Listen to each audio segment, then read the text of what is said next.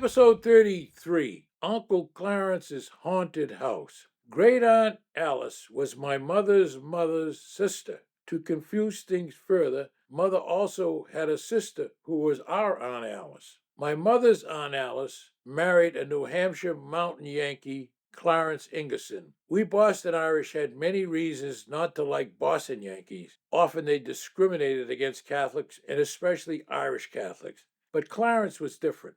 A great guy. He owned a White Mountains farm in Jefferson, New Hampshire.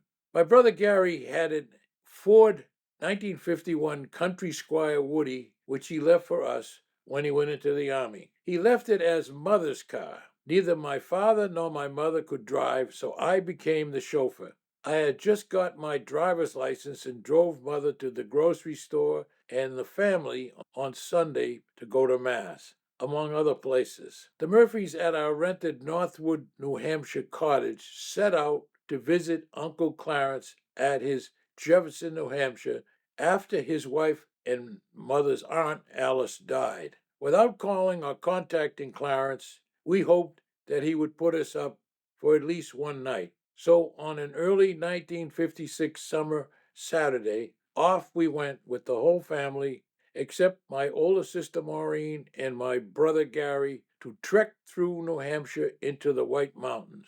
Dad got out the maps and set out the route. I drove the route on small country roads all the way heading northeast. Uncle Clarence lived in a home that was formerly an annex of the Wambach Hotel in Jefferson. It was a 600 guest hotel in the White Mountains for wealthy folks. This grand hotel even maintained its own rail branch, delivering visitors directly to the hotel without changing trains. The Ingerson home had a ballroom used by the hotel, and it was in what was then used as their attic. The view looking behind the house was Mount Star King, named for a famous Civil War era Unitarian minister. We arrived to find that Clarence was not home. We checked with the locals and was told that he went to Lancaster to do his weekly shopping on Saturday morning. When he arrived home, he was surprised but pleased to see his niece Helen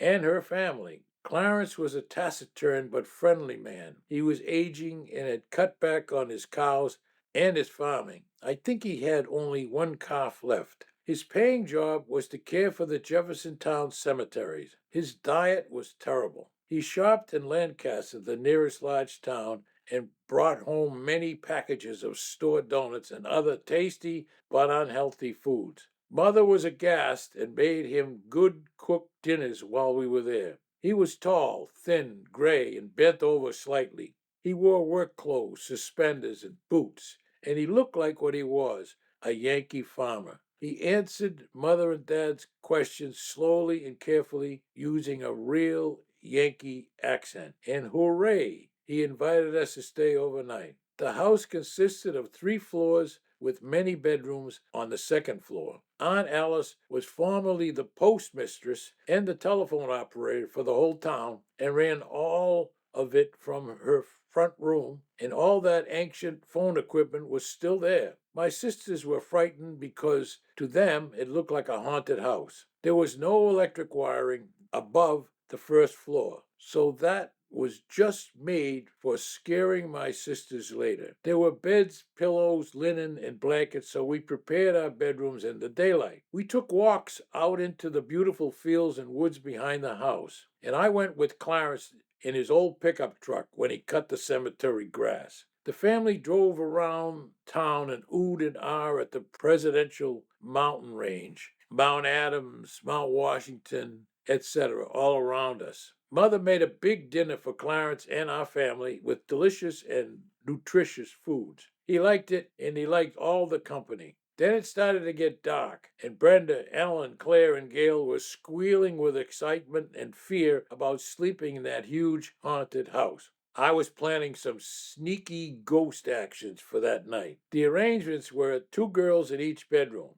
Mother and Dad in a bedroom, and I had my own bedroom far down the corridor, all on the second floor. Uncle Clarence slept in a first-floor bedroom. The corridor that led to the bedrooms was long and dark. There were many unused bedrooms off the corridor. I began to spook the girls by suggesting that goblins, monsters, dead folks, and who knows what else were in the other bedrooms. We had only candles to provide light to go to the bathroom or to go downstairs. I started making wolf calls and other scary noises as the girls got ready for bed. Dad and Mother were telling me to stop, but I know just how to spook my little sisters. They hated it and they loved it at the same time. After everyone settled down and got quiet, I crawled out into the pitch black corridor and crept down between the two girls' bedrooms and made little scratching noises on their doors. They would screech for Dad. Dad would holler, "Roddy, cut that out!" I would creep back into my bedroom.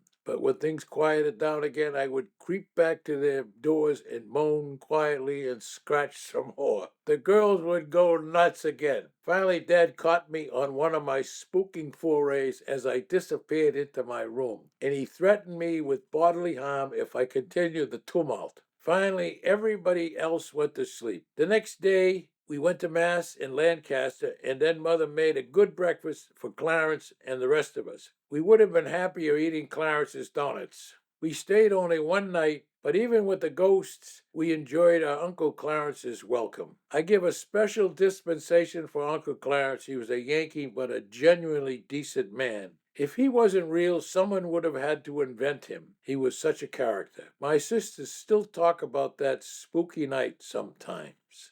Thank you for viewing or listening to my podcast episode. I really appreciate it.